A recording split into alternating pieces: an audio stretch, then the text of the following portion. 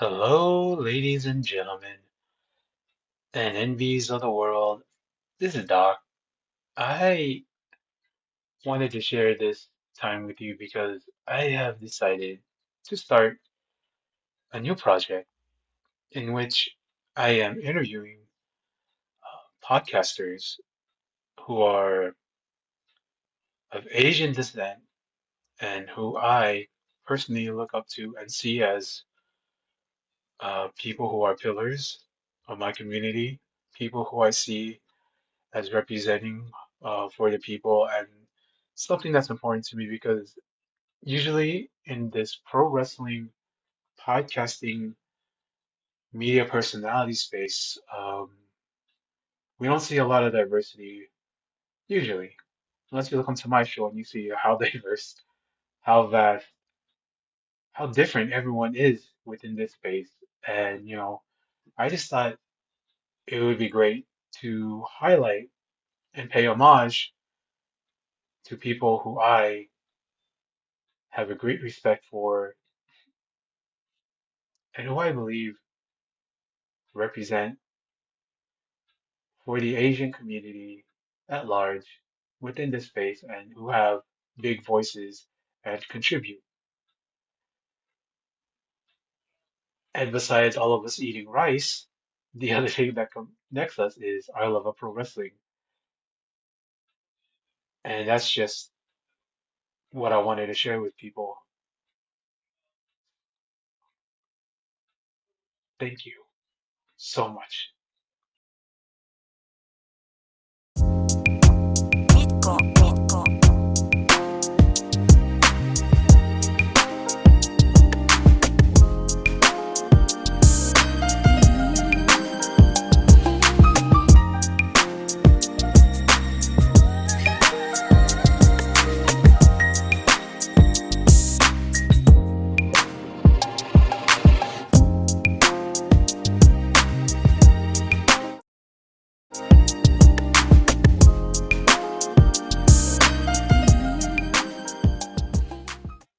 On this first episode, I am having a conversation with Garrett Gonzalez, who you might know from Fight Game Media, who you might know from F4W Online, who some may even know as the co-founder of Nextdoor.com.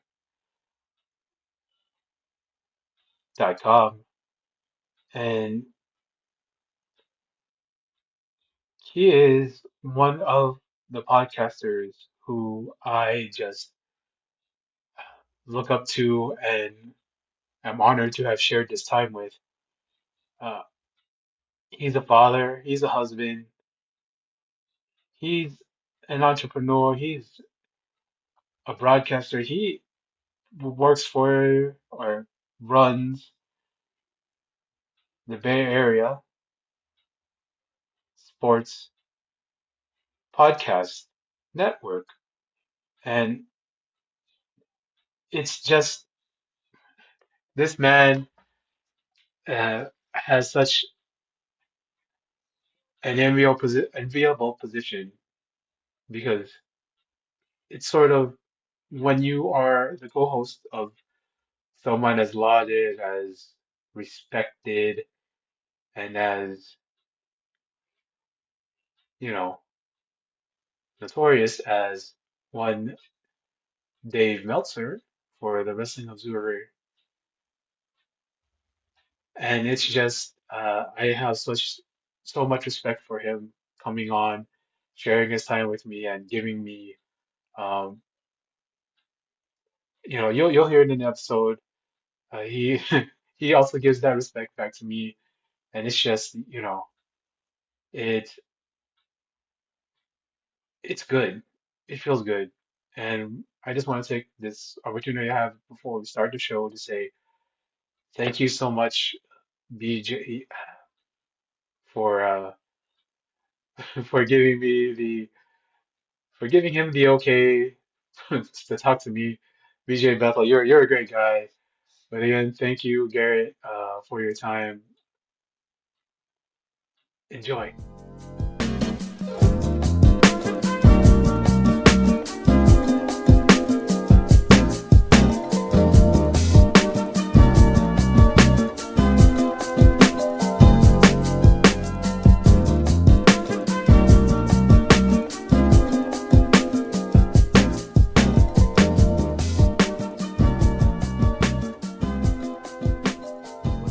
up? What's up? This is Doc, aka Ube Lashley, aka Rob Pandan, aka Sam Wu Guevara, aka Yamcha Real Smooth, aka The Dim Sum Don, aka Cassius Claypot Rice, aka your host.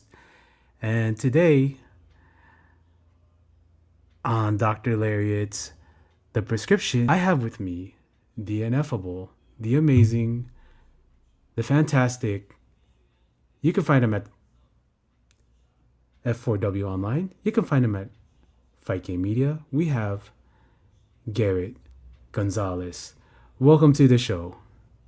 Hey man, thanks for having me. I had to shout out. I had to shoot a text to BJ Bethel, and I said, have you? I heard that you did this show. Like, what was it like? Is it pretty cool? And he's like, yeah, good dude. Follows the business, also follows other things beyond wrestling. So it was a lot of fun. So yeah, I decided to come on with you. I heard good things. Hey man, BJ is such a good guy, such a great guy, and he's not just like a pro wrestling a guy. He's also like a journalist, like outside of here, and he covers a lot of issues. Um, not to say like that you aren't like covering things that matter, but like I've done a little bit like a research on you. I know like you've been doing this for a while. I love that you got that. You get to be sitting opposite Dave Meltzer, which is pretty fun to me.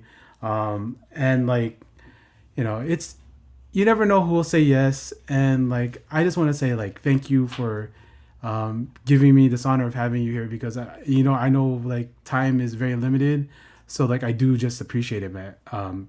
Garrett, it's like it's I am just stunned that you said yes. But BJ's a great guy.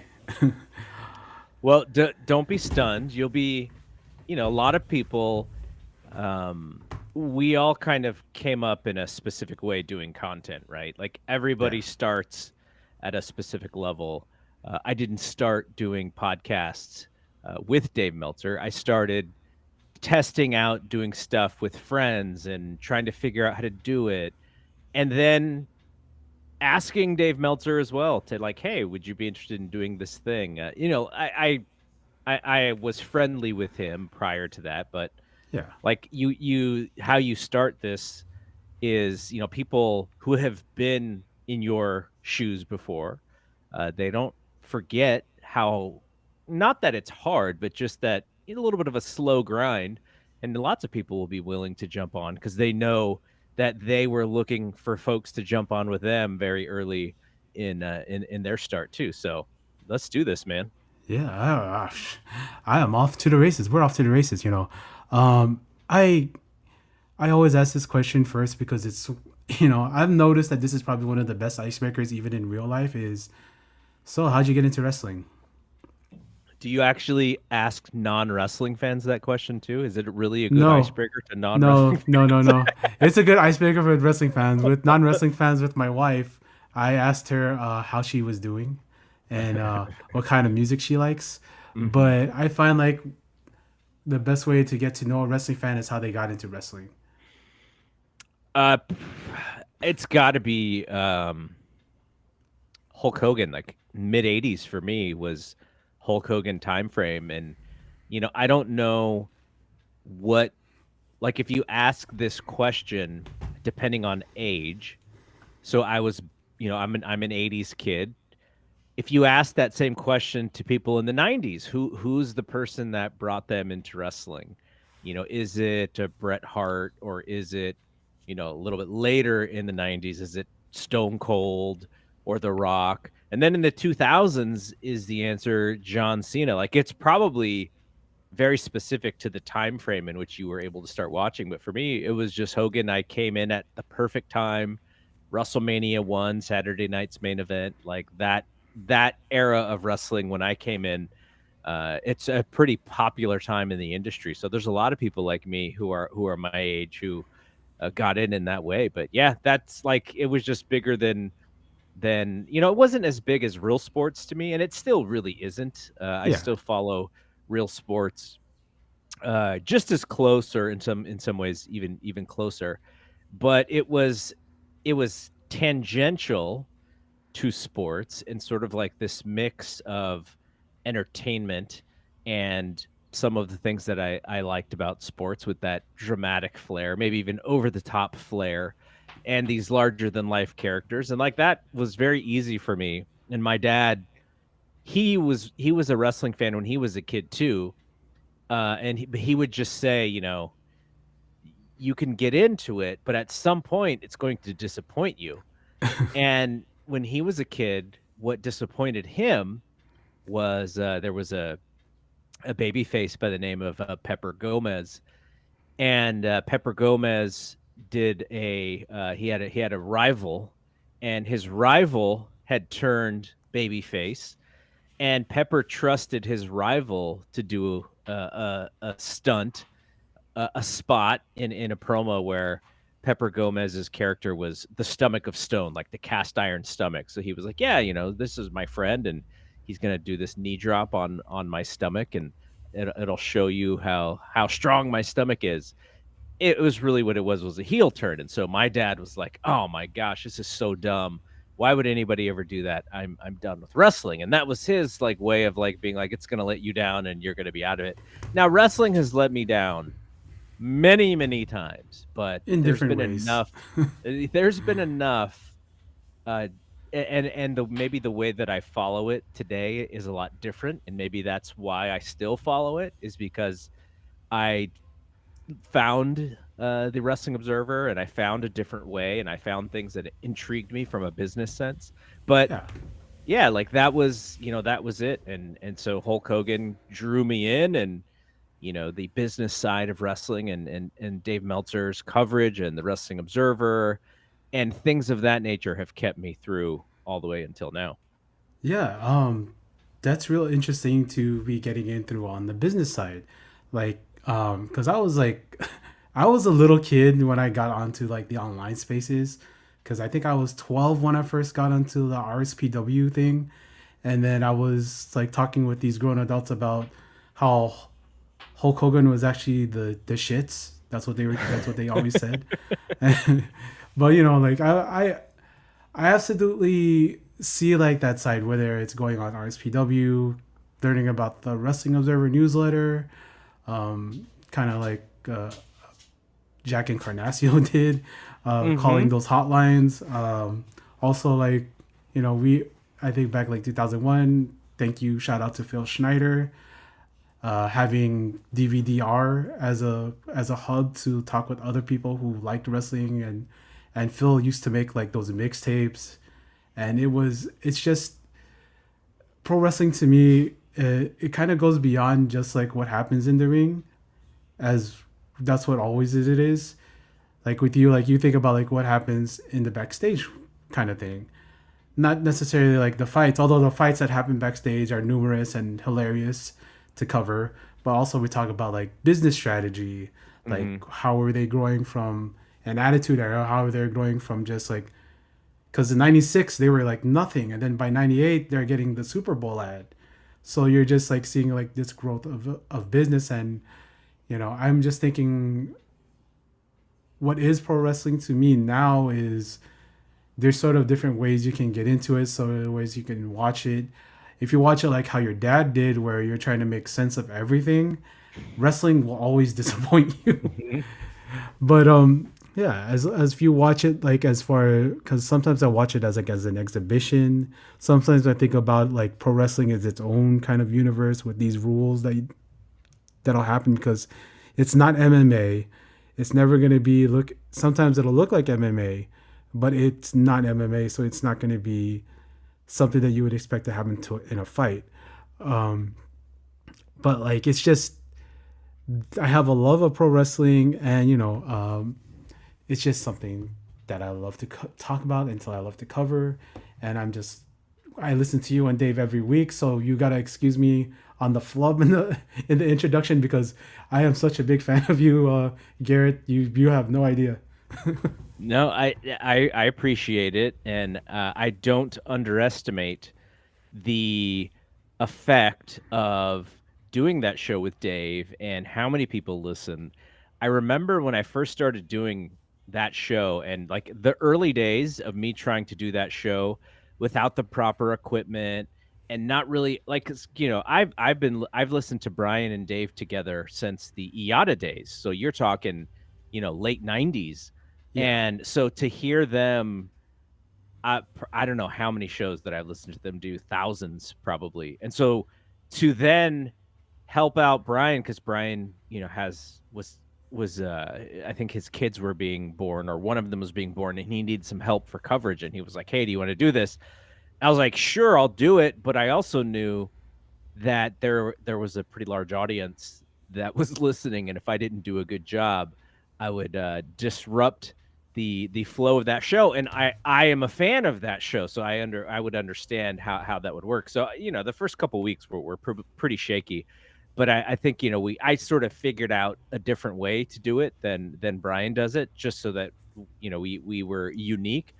But I remember because you kind of do a show and you're kind of in your own bubble, and then you kind of push it out and you go, okay, like whomever listens or not, not a big deal to me. But then Dave told me one time, and he told me of a specific wrestler who reached out to him about something that we had been talking about. And I was like, wow, that person listens. And it kind of put it in perspective of like, okay, that there is an audience that you can't really think about. Like you can't really like when you're doing the show, you can't think of the people who may possibly be listening. You got to do the show that you think is the best show. But at the end of the day, it does. I am reminded sometimes of how many people and who in the industry and all of those things might be listening at a particular time. So, it's a great thing because Dave and I are good friends, and um I do it so that he can do it, really. Like if you asked me like, would you, do you enjoy doing that show? The answer is yes, but most of that enjoyment is being able to do it with Dave, who I've been able to learn so much about the business from. So that like he is the reason why I do it. I want to help him out and make sure that he gets to do as many things as he wants, and that's the joy that I get out of it. But yeah, it's been a blast, and to hear from you and to hear from others who say they enjoy it, it's really nice. It's really nice to hear. But at the same time, what I would say is, uh, you know, you have a microphone, I have a microphone. We are kind of peers in that way, right? Like, so just, I do that show and it's very popular, and Brian and Dave have built that website up fantastically.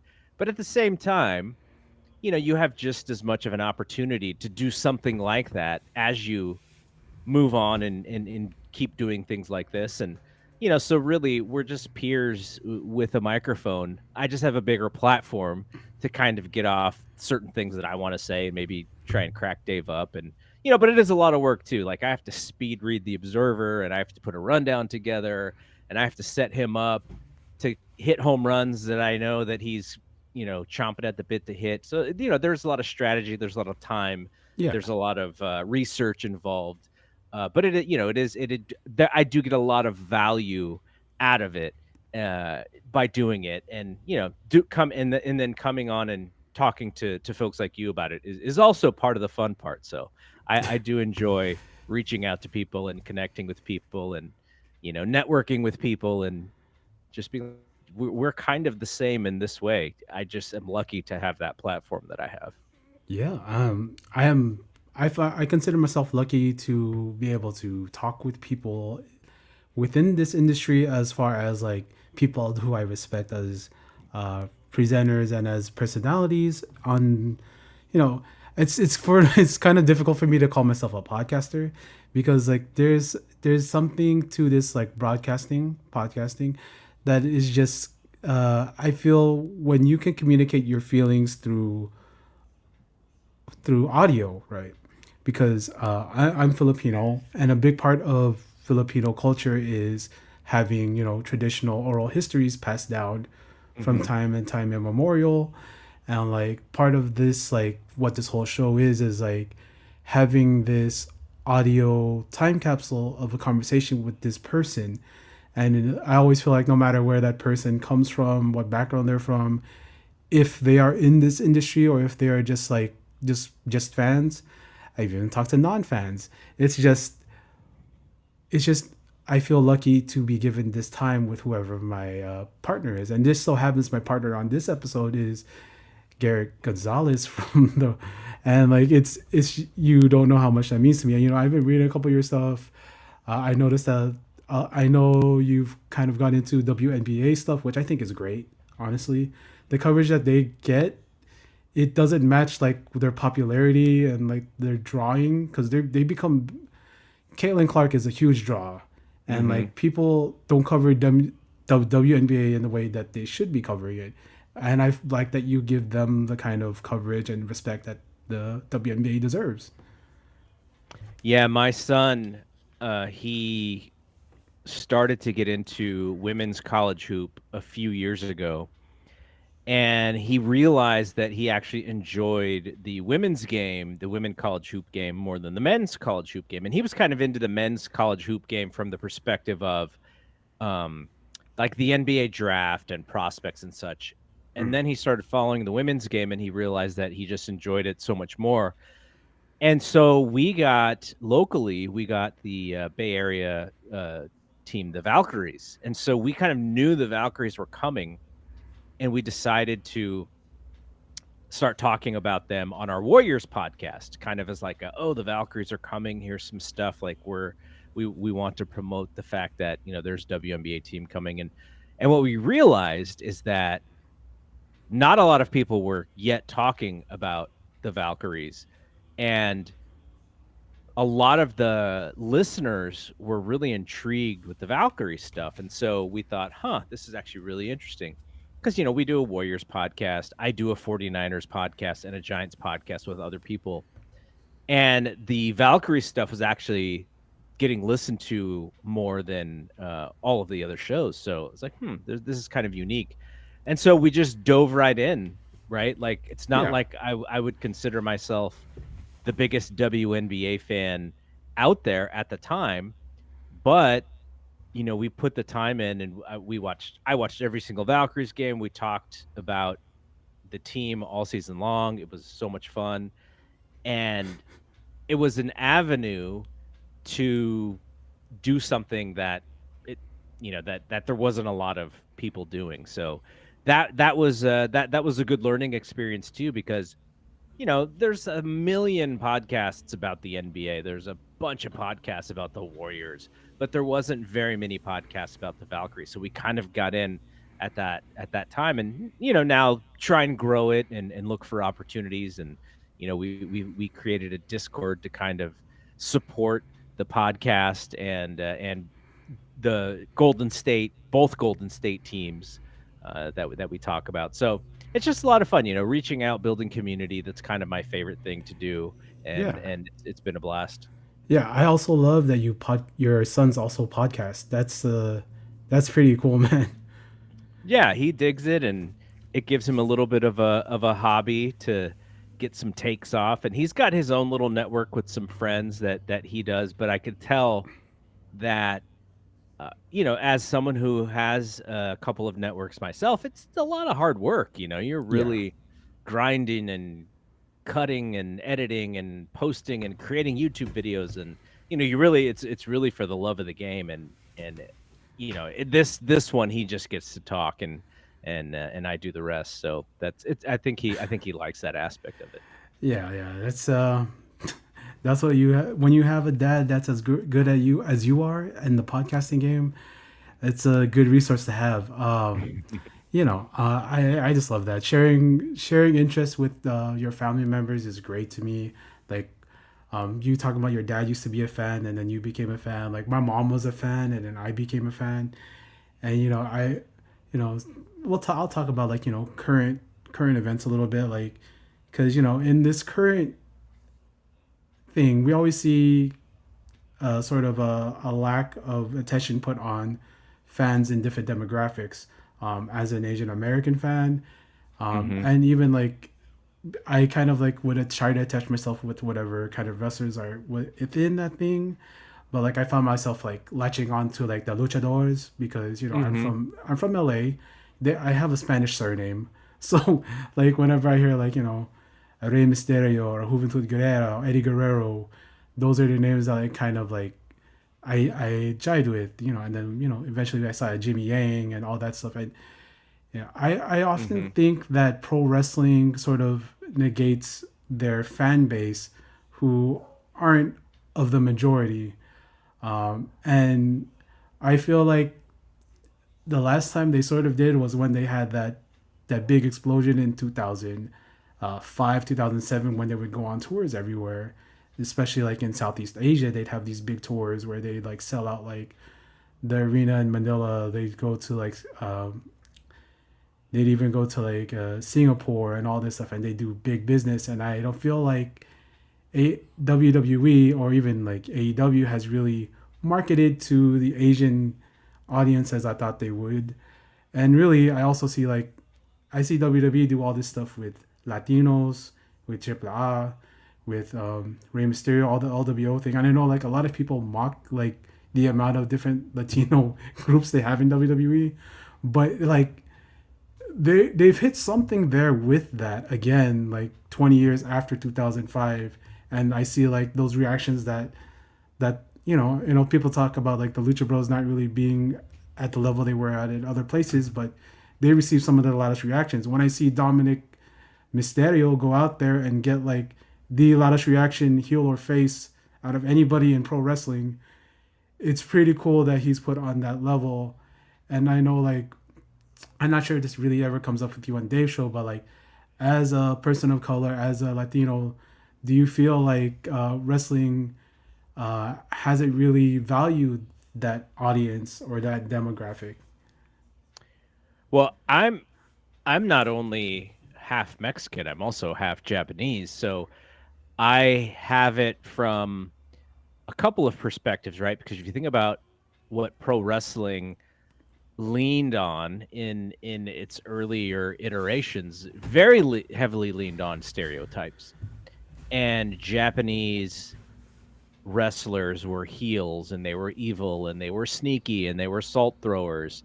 Um, I would say I'm not I don't have a great knowledge of, historical lucha from Mexico, but a lot of Mexican wrestlers that would come into the U.S., um, there was a certain stereotype about them. But then you would also see, I remember my first favorite wrestler of Mexican descent was Tito Santana. Yeah, And Tito Santana was he was kind of like the right before a main eventer. He was an intercontinental champion and then a tag team champion for most of what people remember him from. And like there were moments where I was just like, gosh, if he was just a little bit better, he could be really in the main event. He could be friends with Hulk Hogan and all of this stuff.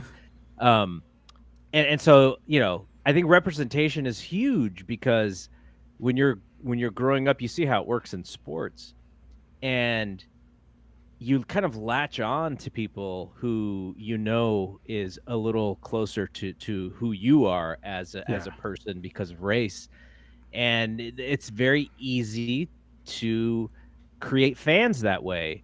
And I do think that AEW and WWE, they could do better jobs at that. And look, there's lots of more color in wrestling today. yeah, You see a lot of the Latino side of wrestling. There, even someone like Wheeler Yuta, who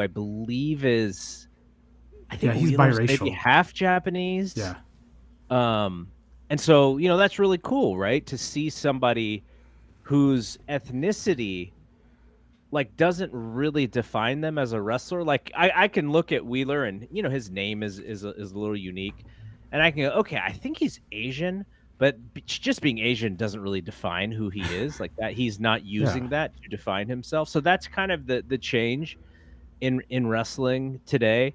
But it's not that long ago where, maybe it is that long ago, but it doesn't feel like that long ago to me. Where 1993, you're taking a Samoan and calling him Yokozuna as and defining him as Japanese and as the Yeah. evil Japanese heel.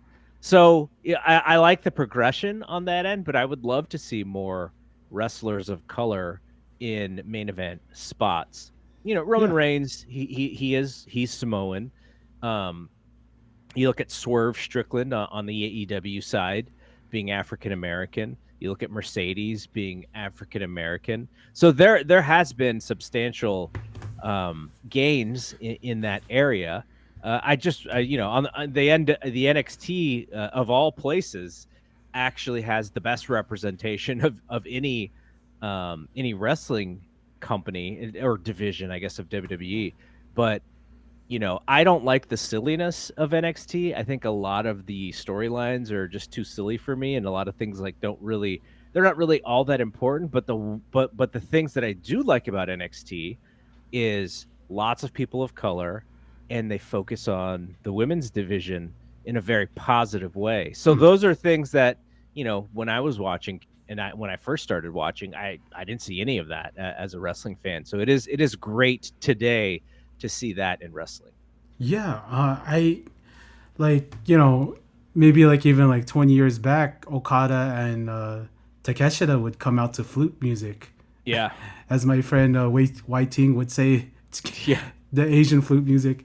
And you know what? I did not know that you were a Hapa. So I want Mhm. to welcome you to the longest running, episodic, Asian American pro wrestling interview podcast, The Prescription. There we go. Yeah. I all now I just I love this conversation. But I wish I had more time. And I want to say, like, it's such an honor to have you on here and to have this kind of conversation with you, because what I do with this podcast is I try to be outside the margins of what people expect, because I don't think people think wrestling fans have this sort of way of thinking and are and are as articulate as people. The whole stereotype of wrestling fans is all we're all dumb because we watch all this fake stuff. And Mhm. I just love having someone who's able to articulate these thoughts in a way where it just sounds smart. And again, I want to thank you for coming on here, and it's just a pleasure to like spend this time with someone that I have so much respect for. Well, here's the thing, right? When you get the opportunity now, here's a hard part as well. In Yeah, that me being biracial, sometimes it can kind of be up to me to think of things that other people aren't thinking about when we're talking about this stuff because they don't have the same experiences. yeah, And so there's a little bit of pressure sometimes when that happens, right? It's like, oh, there's something that happens to a wrestler, and it's kind of insensitive towards their race or whatever. And yeah, like any podcaster who is sensitive and thoughtful and has some emotional intelligence will raise this point and will understand the nuances and things, but at the same time they may not have the experiences to really understand the true context of that kind of conversation. So sometimes me as the biracial person in this space, I'm not the only one, but yeah, I am one. It's almost like there's a pressure on me to kind of figure out what the right thing is to say about it or to stand up for the right thing.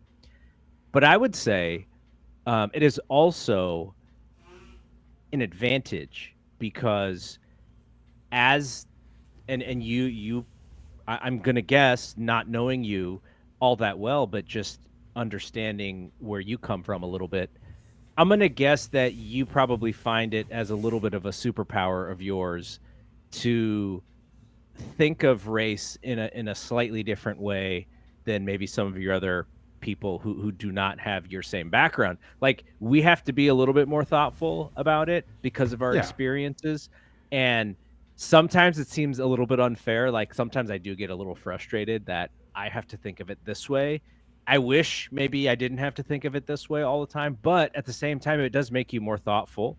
it makes you not speak out in, in this way that is, that isn't thoughtful, because you've thought about it for your whole life. And so Yeah, that is an advantage for me that I do not take lightly.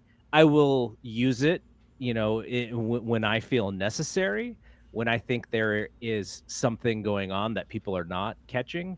But I also don't want to be the person who only brings these things up at the same time, right? So yeah, it is an advantage, but you have to be very thoughtful about it at the same time. So yeah, I enjoy being able to look at things in slightly different ways than maybe the normal or the majority. But yeah, it can be frustrating too, because a lot of people do not see it the same way, and some people yeah, may think that, maybe I played a little bit too down the middle and I should see it, even further than I do. But that's also being biracial. All my life, I've had to fit into lots of different areas, and some of that is just, kind of fitting in by playing the middle. So, lots of different that's the thing about when you talk to different people with different experiences, you learn about their sort of mechanisms for survival and what yeah. they believe protects them, and such. So that's what I bring to the table with the wrestling stuff. Doesn't mean that I'm going to be perfect with culture things and understanding of where everyone is at, but it is a different angle for me to be able to do that. Yeah, it's like I've had this conversation about code switching with my friend Seahawk, Cameron Hawkins, and a couple I, of other I I like got to hang out with Cam WrestleMania weekend. I got to talk to him a bunch, and good dude. Like, just, I see a lot of the struggles. I wouldn't even call them struggles, because I don't know if he sees them as struggles, but I see a lot of the things that he retweets and some of the conversations he gets on in Twitter. And, he's got it way harder than I have it from that yeah. perspective. So, and to see him and to have that conversation with him and shake his hand and give him a side hug, like, that was really cool, because I think he really is a genuine person. Great guy, great guy. I gotta say, you're not like being Asian has boosted you because I already had like a high level of respect for you, but like hearing this take on this and like knowing that you have that nuance as far as being biracial and trying to fit in, like part of that, like we call them like defense mechanisms, Hmm. where like we try to fit in like in a certain thing. So sometimes I talk about code switching where I don't talk certain ways with different people because Hmm. of vibes, but like what I'm having with you here, this is like a genuine conversation that I think only people like me and you can have because it's a layered conversation. Hmm. And yeah, man, I like it's definitely something to think about, and being mindful of like I'm gonna quote CM Punk, who I don't like as a wrestler, but in this microphone, in anybody else's hands, this is just a microphone, but in our hands, it's a weapon. It's a weapon for us to show people that we have these opinions. We're not just the color of our skin. We're not just this outward exterior. We are also this person behind it, and we're able to articulate it using our words and being able to speak to the audience, however big or small it is. It's very powerful, and you know, you you have this kind of gift, and the gift of like being able to share your story with the people and share the stories that you want to talk about with people. And I think that is pretty big, man. And I want to thank you for coming onto my show and sharing this time with me, because I think it's very important to have these kind of conversations, because people don't really think about this kind of thing when it comes to this broadcasting thing, or comes to like how we as like people of color travel through social spaces, and especially you as a biracial person coming from two different backgrounds and trying to like just find that center. And I really much appreciate that. And I just have these two questions to ask of you because I know we're running low on time. But Hmm. I ask these questions of everybody. My favorite part of every meal is dessert. So, what is your favorite dessert? Ooh, let's see. I I have not been the best dessert connoisseur as I've gotten older. As I've tried to do so much better with my diet, but I don't withhold all the time. I think my favorite kind of dessert would either be a very rich chocolate cake with rich frosting. I'm more of a frosting person than I am a cake person.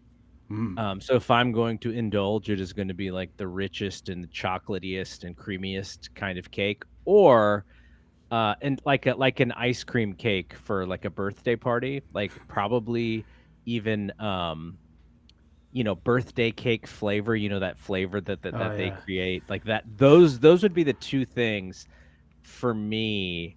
I guess if I was to think about a pie, it would probably be like a chocolate cream pie of some sort, but it's Mm. usually chocolate. If I'm gonna go for it, it's either gonna be like that chocolate or that birthday cake sprinkles flavor. But those would be my favorites. Oh man, that's incredible. I love getting ice cream cake whenever I could for my birthday or whenever it's somebody else's birthday. What I usually bring to their birthday is an ice cream cake, just Yeah. so I can eat it. Go to Baskin Robbins and get that. Um, and yeah, this is such an honor. You have no idea. But like when we go out there and we want to tell the world something, I always ask people this: if a rainbow came out the sky with a message from Garrett, what do you want it to say? If a rainbow came out of the sky, that's an interesting one. I've never thought about something like this before. Um, so I'm talking to anybody and everyone. Is this the point of this question? Yes. Oh man. You know what's funny is the first thing that popped into my mind, and this has really been bastardized over the years. But remember when Childish Gambino, Donald Glover, his rap name is Childish Gambino. I forget even the song that came out, but there was a line in the song that said "Stay woke," and so that was like a line that folks from a certain specification have kind of understood for a while. And then on one side of the spectrum, especially when it pertained to politics and Republicans and conservatives wanting to repurpose information that they were not accustomed to because they just didn't know it. And they really changed the meaning of the word woke. um, I wish I wish we could get that word back to what it was used for originally, and I think that would be my message. And the way that and what I mean by that message is that there's a saying that has been attributed to so many different people over the years. I remember it because I saw this meme that was attributed to Tupac Shakur, who has now been gone for 30 years 30 coming up years. next year. But somebody who, when I was a teenager and going into my early 20s, like I was really into, because I just saw him as a bit of a leader. And he had this quote that is attributed to him. I'm sure it's somebody else actually said it, but the quote is real eyes. So real eyes, like your actual eyes. So realize the word realize, Realize, real lies, Realies, meaning, you know, you just got to pay attention to who's talking, kind of thing. And so real eyes, realize, real lies. That would be my message. And then a lot of people would not understand it, and then they would try and bastardize it like they've bastardized the word woke. So it Yeah. may not be the best one, but these are conversations that I have with my kids, and how they need to they need to be smart about things, and in wrestling there's the term smarten up, like to be smartened up on the business, right? That's Yeah. like being woke on the business. That's being woke on wrestling. And so that would be my message. I just want people to be educated, to be thoughtful, to be thorough in their analysis, and to understand where people may not be being 100% honest with them, and to be able to, figure that out as well. So that's my Yeah. message. That's a great message to send out there, my man. No, I'm about to go. I'm about to go to my, as one Gail Kim said, my ghetto side, and say like, "Hey, yo, we talking about Tupac because he's actually from Oakland. He's from the Bay. We got my man over here, Garrett Gonzalez, from the Bay Area, the A area. If you know what it is, yeah, that I mean. I gotta say, this has been a tremendous interview. I loved having you. Hopefully, we can do this again because this is tremendous. And what's ironic is I have this slate of Asian American podcasters that's gonna come up. Uh, so you're part of that release.